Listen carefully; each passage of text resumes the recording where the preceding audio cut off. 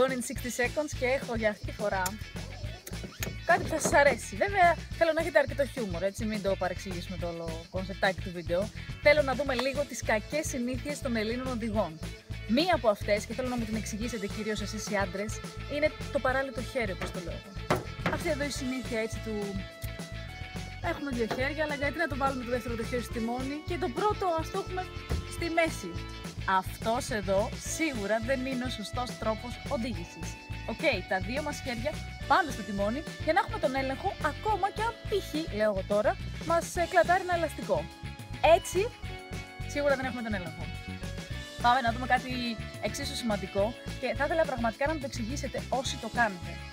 Έχω εδώ μαζί μου σαντουιτσάκι, νόστιμο, καφέ και τσιγάρο.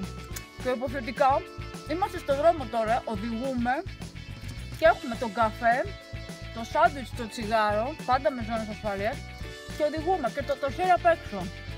Αυτός λοιπόν σίγουρα δεν μπορώ να καταλάβω πώς το κάνετε. Θέλω να μου εξηγήσετε γιατί θέλω να το βάλω στο επόμενο μου βίντεο.